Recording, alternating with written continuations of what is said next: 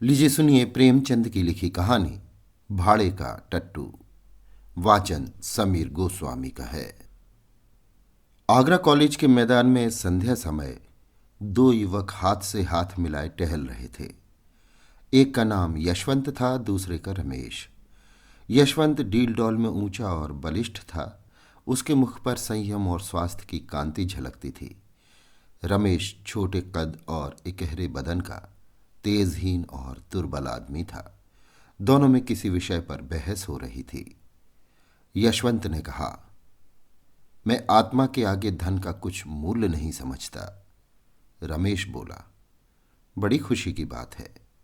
यशवंत, हाँ देख लेना, तुम ताना मार रहे हो, लेकिन मैं दिखला दूंगा कि धन को कितना तुच्छ समझता हूं।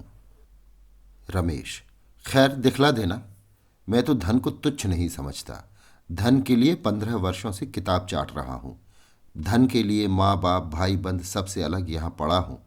ना जाने अभी कितनी सलामियां देनी पड़ेंगी, कितनी खुशामद करनी पड़ेगी। क्या इसमें आत्मा का पतन न होगा? मैं तो इतने ऊंचे आदर्श का पालन नहीं कर सकता। यहां तो अगर किसी मुकदमे में अच्छी रिश्वत पा जाए तो शायद छोड़ न सके। क्या तुम छोड़ दोगे? यशवंत, मैं उसकी ओर आंख उठाकर भी न देखूंगा, और मुझे विश्वास है कि तुम जितने नीच बनते हो उतने नहीं हो। रमेश, मैं उससे कहीं नीच हूं जितना कहता हूं। यशवंत, मुझे तो यकीन नहीं आता कि स्वार्थ के लिए तुम किसी को नुकसान पहुंचा सकोगे। रमेश, भाई संसार में आदर्श का निर्वाह केवल सन्यासी ही कर सकता है, मैं तो नहीं कर सकता। मैं तो समझता हूं कि अगर तुम्हें धक्का देकर तुमसे बाजी जीत सकूं तो तुम्हें जरूर गिरा दूंगा, और बुरा ना मानो तो कह दूं तुम भी मुझे जरूर गिरा दोगे। स्वार्थ का त्याग करना कठिन है। यशवंत, तो मैं कहूंगा कि तुम भाड़े के टट्टू हो। रमेश, और मैं कहूंगा कि तुम काठ के उल्लू हो। यशवंत और रमेश साथ साथ स्कूल में दाखिल हुए और साथ ही साथ उपाधियां लेकर कॉलेज से निकले। यशवंत कुछ मंदबुद्धि पर बला का मेहनती था। जिस काम को हाथ में लेता उससे चिमट जाता और उसे पूरा करके ही छोड़ता। रमेश तेज था पर आलसी। घंटे भर भी जमकर बैठना उसके लिए मुश्किल था। एमए तक तो वो आगे रहा और यशवंत पीछे। मेहनत बुद्धि बल से परास्त होती रही, लेकिन सिविल सर्विस में पांसा पलट गया। यशवंत सब धंधे छोड़कर किताबों पर पिल पड़ा। घूमना फिरना, सैर सपाटा, सर्कस, थिएटर, यार दोस्त, सब से मुंह मोड़कर अपने एकांत कुटीर में जा बैठा। रमेश दोस्तों के साथ गपशप उड़ाता क्रिकेट खेलता रहा। कभी कभी मनोरंजन के तौर पर किताब देख लेता। कदाचित उसे विश्वास था कि अब की भी मेरी तेजी बाजी ले जाएगी। अक्सर जाकर यशवंत को दिख करता, उसकी किताब बंद कर देता। कहता, क्यों प्राण दे रहे हो? सिविल सर्विस कोई मुक्ति तो नहीं है जिसके लिए दुनिया से नाता तोड़ लिया जाए। यहां तक कि यशवंत उसे आते देखता तो किवाड़े बंद कर लेता। आखिर परीक्षा का दिन आ पहुंचा। यशवंत ने सब कुछ याद किया था, पर किसी प्रश्न का उत्तर सोचने लगता तो उसे मालूम होता मैंने जितना पढ़ा था सब भूल गया। वो बहुत घबराया हुआ था। रमेश पहले से कुछ सोचने का आदी न था। सोचता, जब पर्चा सामने आएगा उस वक्त देखा जाएगा। वो आत्मविश्वास से फूला फूला फिरता था। परीक्षा का फल निकला तो सुस्त कछुआ तेज खरगोश से बाजी मार ले गया। अब रमेश की आंखें खुली, पर वो हताश न हुआ। योग्य आदमी के लिए यश और धन की कमी नहीं, ये उसका विश्वास था। उसने कानून की परीक्षा की तैयारी शुरू की, और यद्यपि उसने बहुत ज़्यादा मेहनत न की, लेकिन अव्वल दर्जे में पास हुआ। यशवंत ने उसको बधाई का तार भेजा। अब एक जिले का अफसर हो गया था। 10 साल गुजर गए। यशवंत दिलो जान से काम करता था और उसके अफसर उससे बहुत प्रसन्न थे। पर अफसर जितने प्रसन्न थे, मातहत उतने ही अप्रसन्न रहते थे। वो खुद जितनी मेहनत करता था, मातहतों से भी उतनी ही मेहनत लेना चाहता था। खुद जितना बेलौस था, मातहतों को भी उतना ही बेलौस बनाना चाहता था। ऐसे आदमी बड़े कारगुजार समझे जाते हैं। यशवंत की कारगुजारी का अफसरों पर सिक्का जमता जाता था। 5 वर्षों में ही वो जिले का जज बना दिया गया। रमेश इतना भाग्यशाली न था। वो जिस इजलास में वकालत करने जाता वहीं असफल रहता। हाकिम को नियत समय पर आने में देर हो जाती तो खुद भी चल देता और फिर बुलाने से भी न आता। कहता, अगर हाकिम वक्त की पाबंदी नहीं करता तो मैं क्यों करूं? मुझे क्या गरज पड़ी है कि घंटों उनके इजलास पर खड़ा उनकी राह देखा करूं। बहस इतनी निर्भीकता से करता कि खुशामद के आदि हुक्काम की निगाहों में उसकी निर्भीकता गुस्ताखी मालूम होती। सहनशीलता उसे छू नहीं गई थी। हाकिम हो या दूसरे पक्ष का वकील, जो उसके मुंह लगता उसकी खबर लेता था। यहाँ तक कि एक बार वो जिला जज ही से लड़ बैठा। फल ये हुआ कि उसकी सनद छीन ली गई, किंतु मुवक्किलों के हृदय में उसका सम्मान ज्यों का त्यों रहा। तब उसने आगरा के कॉलेज में शिक्षक का पद प्राप्त कर लिया, किंतु यहाँ भी दुर्भाग्य ने साथ न छोड़ा। प्रिंसिपल से पहले ही दिन खटपट हो गई। प्रिंसिपल का सिद्धांत ये था कि विद्यार्थियों को राजनीति से अलग रहना चाहिए। वो अपने कॉलेज के किसी छात्र को किसी राजनीतिक जलसे में शरीक न होने देते।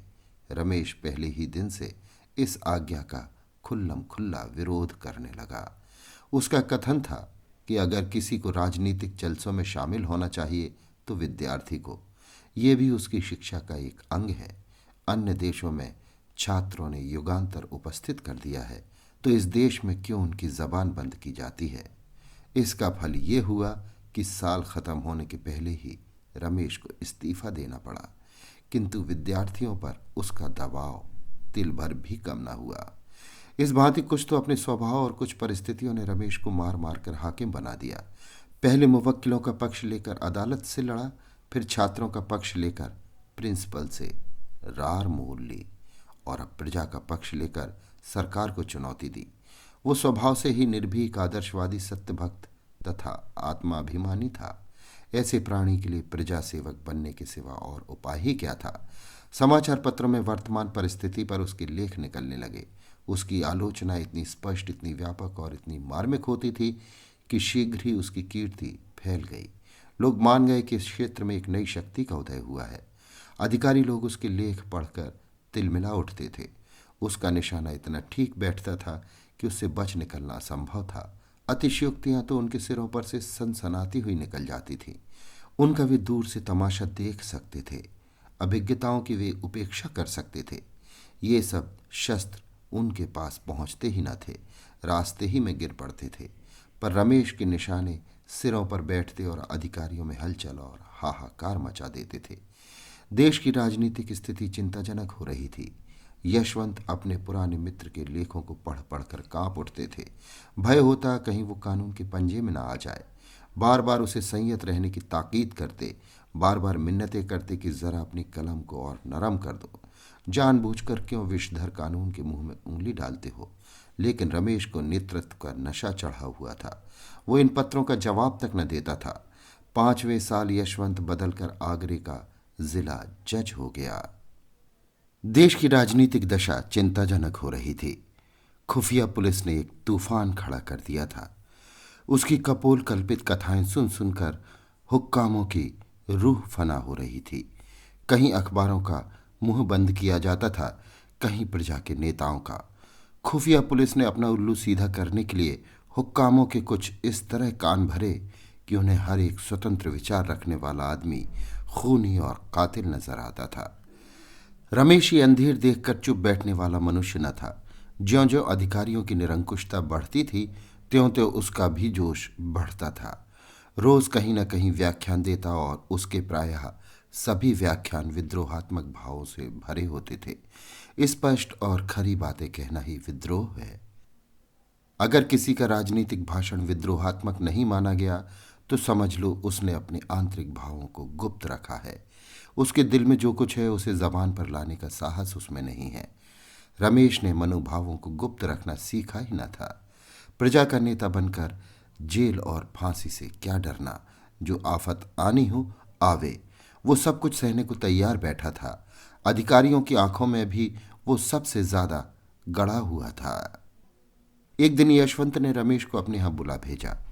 रमेश के जी में तो आया कि कह दें, तुम्हें आते क्या शर्म आती है? आखिर हो तो गुलाम ही। लेकिन फिर कुछ सोचकर कहला भेजा, कल शाम को आऊंगा।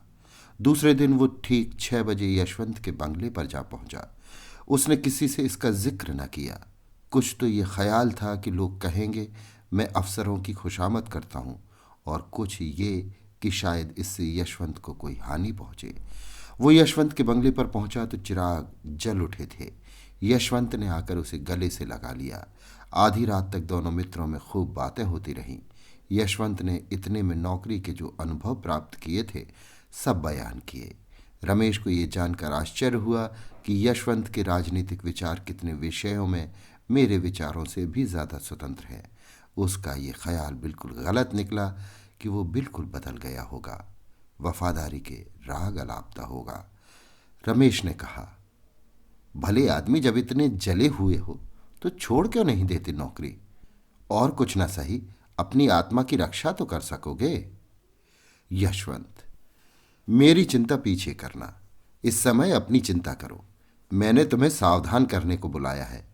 इस वक्त सरकार की नज़र में तुम बेतरह खटक रहे हो। मुझे भय है कि तुम कहीं पकड़े न जाओ।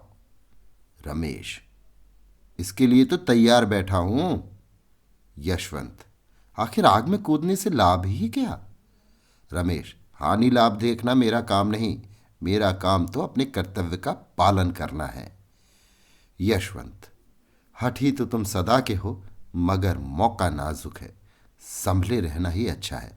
अगर मैं देखता कि जनता में वास्तविक जागृति है तो तुमसे पहले मैदान में आता, पर जब देखता हूं कि अपने ही मरे स्वर्ग देखना है तो आगे कदम रखने की हिम्मत नहीं पड़ती।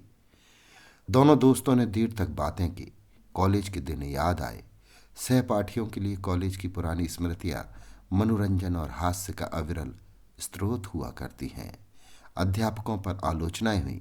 कौन कौन साथी क्या कर रहा है इसकी चर्चा हुई। बिल्कुल ये मालूम होता था कि दोनों अब भी कॉलेज के छात्र हैं। गंभीरता नाम को भी न थी। रात ज्यादा हो गई। भोजन करते करते 1 बज गया। यशवंत ने कहा, अब कहाँ जाओगे?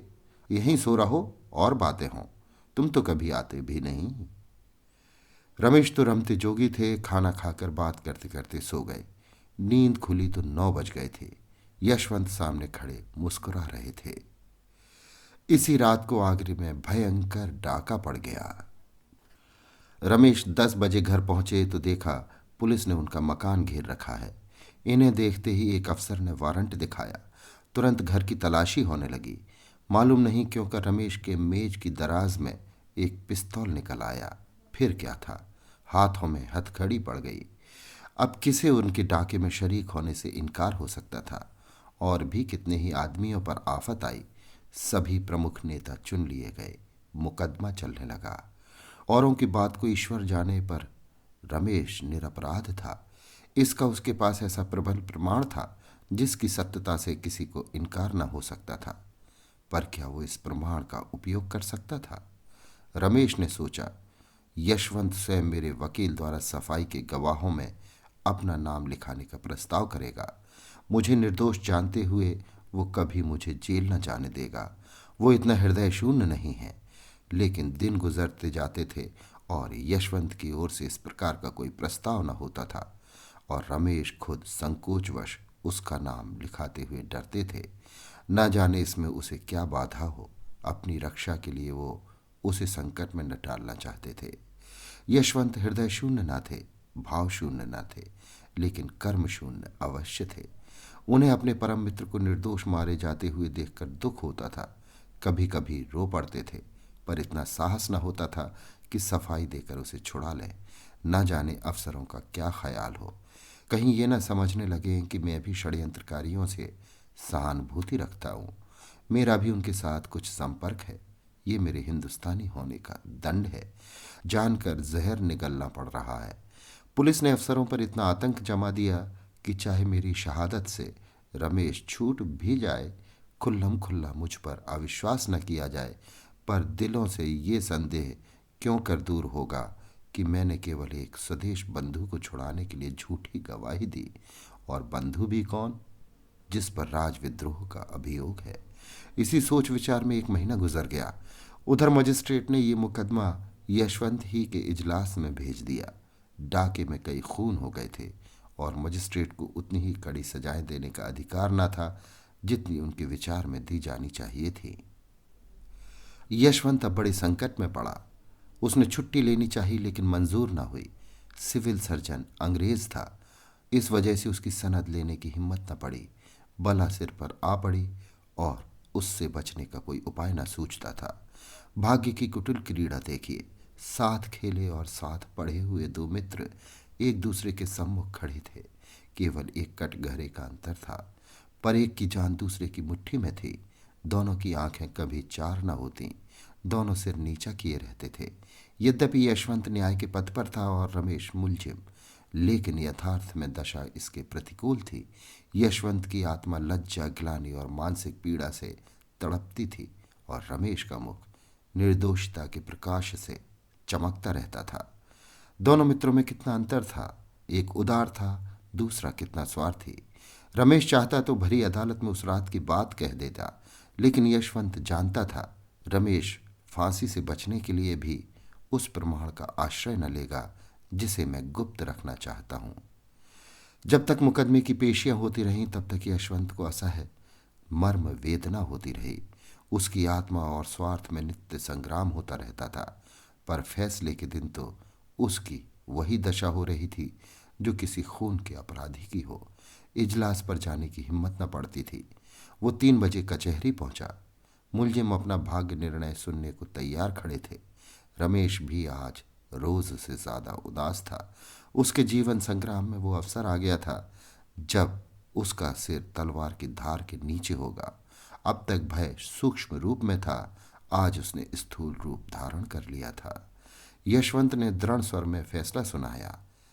जब उसके मुख से ये शब्द निकले कि रमेश चंद्र को 7 वर्ष का कठिन कारावास, तो उसका गला रुंध गया। उसने तजवीज मेज पर रख दी। कुर्सी पर बैठकर पसीना पोंछने के बहाने आंखों में उमड़े हुए आंसुओं को पोंछा। इसके आगे तजवीज उससे न पढ़ी गई। रमेश जेल से निकलकर पक्का क्रांतिवादी बन गया। जेल की अंधेरी कोठरी में दिन भर के कठिन परिश्रम के बाद वो दोनों के उपकार और सुधार के मंसूबे बांधा करता था। सोचता मनुष्य क्यों पाप करता है, इसलिए ना कि संसार में इतनी विषमता है। कोई तो विशाल भवनों में रहता है और किसी को पेड़ की छाया भी मयसर नहीं। कोई रेशम और रत्नों से मढ़ा हुआ है, किसी को फटा वस्त्र भी नहीं। ऐसे न्याय विहीन संसार में यदि चोरी, हत्या और अधर्म है तो ये किसका दोष है। वो एक ऐसी समिति खोलने का स्वप्न देखा करता जिसका काम संसार से इस विषमता को मिटा देना हो। संसार सबके लिए है और उसमें सबको सुख भोगने का समान अधिकार है। न डाका डाका है, न चोरी चोरी। धनी अगर अपना धन खुशी से नहीं बांट देता तो उसकी इच्छा के विरुद्ध बांट लेने में क्या पाप। धनी उसे पाप कहता है तो कहे, उसका बनाया हो कानून दंड देना चाहता है तो दे। हमारी अदालत भी अलग होगी। उसके सामने वे सभी मनुष्य अपराधी होंगे जिनके पास जरूरत से ज्यादा सुख भोग की सामग्रियां हैं। हम भी उन्हें दंड देंगे, हम भी उनसे कड़ी मेहनत लेंगे। जेल में निकलते ही उसने इस सामाजिक क्रांति की घोषणा कर दी। गुप्त सभाएं बनने लगी, शस्त्र जमा किए जाने लगे और थोड़े ही दिनों में डाकों का बाजार गर्म हो गया। पुलिस ने उसका पता लगाना शुरू किया। उधर क्रांतिकारियों ने पुलिस पर भी हाथ साफ करना शुरू किया। उनकी शक्ति दिन दिन बढ़ने लगी। काम इतनी चतुराई से होता था कि किसी को अपराधी का सुराग न मिलता। रमेश कहीं गरीबों के लिए दवा खाने खोलता, कहीं बैंक। डाके के रुपयों से उसने इलाके खरीदना शुरू किया। जहां कोई इलाका नीलाम होता वो उसे खरीद लेता। थोड़े ही दिनों में उसके अधीन एक बड़ी जायदाद हो गई। इसका नफा गरीबों के उपकार में खर्च होता था। तुर्रा ये कि सभी जानते थे ये रमेश की करामात है, पर किसी की मुंह खोलने की हिम्मत न होती थी। सभ्य समाज की दृष्टि में रमेश से ज्यादा घृणित और कोई प्राणी संसार में न था। लोग उसका नाम सुनकर कानों पर हाथ रख लेते थे। शायद उसे प्यासों मरता देखकर कोई एक बूंद पानी भी उसके मुंह में न डालता, लेकिन किसी की मजाल न थी कि उस पर आक्षेप कर सके। इस तरह कई साल गुजर गए। सरकार ने डाकुओं का पता लगाने के लिए बड़े बड़े इनाम रखे। यूरोप से गुप्त पुलिस के सिद्धहस्त आदमियों को बुलाकर इस काम पर नियुक्त किया, लेकिन गजब के डकैत थे जिनकी हिकमत के आगे किसी की कुछ न चलती थी। पर रमेश खुद अपने सिद्धांतों का पालन न कर सका। ज्यों ज्यों दिन गुजरते थे उसे अनुभव होता था कि मेरे अनुयायियों में असंतोष बढ़ता जाता है। उनमें भी जो ज्यादा चतुर और साहसी थे वे दूसरों पर रौब जमाते और लूट के माल में बराबर हिस्सा न देते थे। यहाँ तक कि रमेश से कुछ लोग चलने लगे। वो राजसी ठाठ से रहता था। लोग कहते उसे हमारी कमाइयों उड़ाने का क्या अधिकार है। नतीजा ये हुआ कि आपस में फूट पड़ गई। रात का वक्त था, काली घटा छाई हुई थी। एक युवक ने कहा, आप बार बार मुझी को क्यों चुनते हैं? हिस्सा लेने वाले तो सभी हैं, मैं ही क्यों बार बार अपनी जान जोखिम में डालूं? रमेश ने दृढ़ता से कहा, इसका निश्चय करना मेरा काम है कि कौन कहां भेजा जाए। तुम्हारा काम केवल मेरी आज्ञा का पालन है। युवक, अगर मुझसे काम ज्यादा लिया जाता है तो हिस्सा क्यों नहीं ज्यादा दिया जाता? रमेश ने उसकी त्योरियां देखी और चुपके से पिस्तौल हाथ में लेकर बोले, इसका फैसला वहां से लौटने के बाद होगा। युवक, मैं जाने से पहले इसका फैसला करना चाहता हूं। रमेश ने इसका जवाब न दिया। वो पिस्तौल से उसका काम तमाम कर देना ही चाहते थे कि वह खिड़की से नीचे कूद पड़ा और भागा। कूदने फांदने में उसका जोड़ न था। चलती रेलगाड़ी से फांद पड़ना उसके बाएं हाथ का खेल था। वो वहां से सीधा गुप्त पुलिस के प्रधान के पास पहुंचा। यशवंत ने भी पेंशन लेकर वकालत शुरू की थी। न्याय विभाग के सभी लोगों से उनकी मित्रता थी। उनकी वकालत बहुत जल्द चमक उठी। यशवंत के पास लाखों रुपए थे। उन्हें पेंशन भी बहुत मिलती थी। वो चाहते तो घर बैठे आनंद से अपनी उम्र के बाकी दिन काट देते। देश और जाति की कुछ सेवा करना भी उनके लिए मुश्किल न था। ऐसे ही पुरुषों से निस्वार्थ सेवा की आशा की जा सकती है। पर यशवंत ने अपनी सारी उम्र रुपए कमाने में गुजारी थी और वो अब कोई ऐसा काम न कर सकते थे जिसका फल रुपयों की सूरत में न मिले।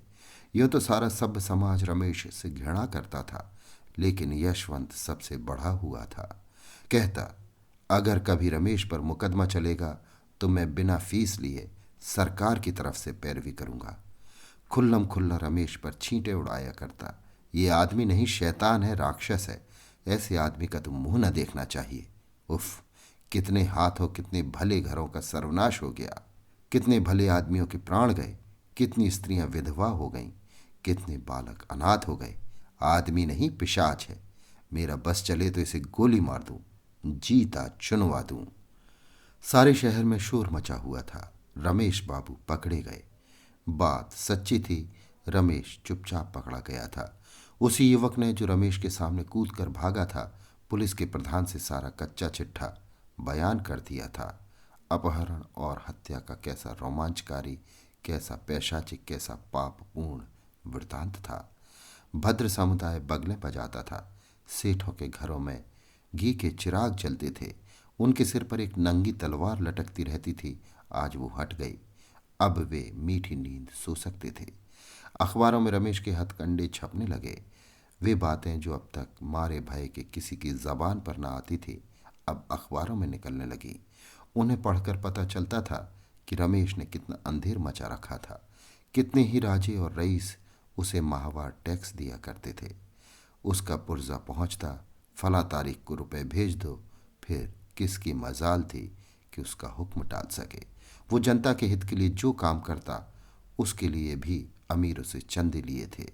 रकम लिखना रमेश का काम था। अमीर को बिना कान पूंछ हिलाए वो रकम दे देनी पड़ती थी। लेकिन भद्र समुदाय जितना प्रसन्न था, जनता उतनी ही दुखी थी। अब कौन पुलिस वाले के अत्याचार से उनकी रक्षा करेगा? कौन सेठों के जुल्म से उन्हें बचाएगा? कौन उनके लड़कों के लिए कला कौशल के मदरसे खोलेगा? वे अब किसके बल पर कूदेंगे? वे अब अनाथ थे। वही उनका अवलंब था। अब वे किसका मुंह ताकेंगे? किसको अपनी फरियाद सुनाएंगे? पुलिस शहादतें जमा कर रही थी। सरकारी वकील जोरों से मुकदमा चलाने की तैयारियां कर रहा था, लेकिन रमेश की तरफ से कोई वकील न खड़ा होता था। जिले भर में एक ही आदमी था जो उसे कानून के पंजे से छुड़ा सकता था। वो था यशवंत। लेकिन यशवंत जिसके नाम से कानों पर उंगली रखता था, क्या उसी की वकालत करने को खड़ा होगा? असंभव। रात के 9 बजे थे। यशवंत के कमरे में एक स्त्री ने प्रवेश किया। यशवंत अखबार पढ़ रहा था। बोला, क्या चाहती हो? स्त्री, अपने पति के लिए एक वकील। यशवंत, तुम्हारा पति कौन है? स्त्री, वो जो आपके साथ पढ़ता था और जिस पर डाके का झूठा अभियोग चलाया जाने वाला है। यशवंत ने चौंक कर पूछा, तुम रमेश की स्त्री हो? स्त्री, हां। यशवंत, मैं उनकी वकालत नहीं कर सकता। स्त्री, आपको अख्तियार है। आप अपने जिले के आदमी हैं और मेरे पति के मित्र रह चुके हैं, इसलिए सोचा था क्यों बाहर वालों को बुलाऊं, मगर अब इलाहाबाद या कलकत्ते से ही किसी को बुलाऊंगी। यशवंत, मेहनताना दे सकोगी? स्त्री ने अभिमान के साथ कहा, बड़े से बड़े वकील का मेहनताना क्या होता है? यशवंत, 3,000 रुपये रोज। स्त्री, बस, आप इस मुकदमे को ले लें, मैं आपको 3,000 रुपये रोज दूंगी। यशवंत, 3,000 रुपये रोज? स्त्री, हां, और यदि आपने उन्हें छुड़ा लिया तो 50,000 रुपये आपको इनाम के तौर पर और दूंगी। यशवंत के मुंह में पानी भर आया। अगर मुकदमा 2 महीने भी चला तो कम से कम 1,00,000 रुपये सीधे हो जाएंगे। पुरस्कार ऊपर से पूरे 2 लाख की गोटी है। इतना धन तो जिंदगी भर में भी जमा न कर पाए थे, मगर दुनिया क्या कहेगी? अपनी आत्मा भी तो नहीं गवाही देती। ऐसे आदमी को कानून के पंजे से बचाना असंख्य प्राणियों की हत्या करना है, लेकिन गोटी 2 लाख की है। कुछ रमेश के फंस जाने से इस जत्थे का अंत तो हुआ नहीं जाता, उसके चेले चापड़ तो रहेंगे ही। शायद वे अब और भी उपद्रव मचाएं, फिर मैं 2 लाख की गोटी क्यों जाने दूं? लेकिन मुझे कहीं मुंह दिखाने को जगह न रहेगी। ना सही, जिसका जी चाहे खुश हो, जिसका जी चाहे नाराज। ये 2 लाख तो नहीं छोड़े जाते। कुछ में किसी का गला तो दबाता नहीं, चोरी तो करता नहीं। अपराधियों की रक्षा करना तो मेरा काम ही है। सहसा स्त्री ने पूछा, आप जवाब देते हैं? यशवंत, मैं कल जवाब दूंगा, जरा सोच लो। स्त्री, नहीं, मुझे इतनी फुर्सत नहीं है। अगर आपको कुछ उलझन हो तो साफ साफ कह दीजिए, मैं और प्रबंध करूं। यशवंत को और विचार करने का अवसर न मिला। जल्दी का फैसला स्वार्थ ही की ओर झुकता है, यहां हानि की संभावना नहीं रहती। यशवंत, आप कुछ रुपए पेशगी के दे सकती हैं? स्त्री, रुपए की मुझसे बार बार चर्चा न कीजिए। उनकी जान के सामने रुपयों की हस्ती क्या है? आप जितनी रकम चाहें मुझसे ले लें। आप उन्हें छुड़ा न सकें, लेकिन सरकार के दांत खट्टे जरूर कर दें। यशवंत, खैर, मैं ही वकील हो जाऊंगा। कुछ पुरानी दोस्ती का निर्वाह भी तो करना चाहिए। पुलिस ने एड़ी चोटी का जोर लगाया, सैकड़ों शहादतें पेश की। मुखबिर ने तो पूरी गाथा ही सुना दी, लेकिन यशवंत ने कुछ ऐसी दलीलें की, शहादतों को कुछ इस तरह झूठा सिद्ध किया और मुखबिर की कुछ ऐसी खबर ली कि रमेश बेदाग छूट गए। उन पर कोई अपराध न सिद्ध हो सका। यशवंत जैसे संयत और विचारशील वकील का उनके पक्ष में खड़े हो जाना ही इसका प्रमाण था कि सरकार ने गलती की। संध्या का समय था। रमेश के द्वार पर शामियाना तना हुआ था। गरीबों को भोजन कराया जा रहा था। मित्रों की दावत हो रही थी। ये रमेश के छूटने का उत्सव था। यशवंत को चारों ओर से धन्यवाद मिल रहे थे। रमेश को बधाइयां दी जा रही थी। यशवंत बार बार रमेश से बोलना चाहता था, लेकिन रमेश उनकी ओर से मुंह फेर लेते थे। अब तक उन दोनों में एक बात भी न हुई थी। आखिर यशवंत ने एक बार झुंझलाकर कहा, तुम तो मुझसे इस तरह ऐठे हुए हो मानो मैंने तुम्हारे साथ कोई बुराई की है। रमेश, और आप क्या समझते हैं कि मेरे साथ भलाई की है? पहले आपने मेरे इस लोक का सर्वनाश किया था, अब परलोक का किया।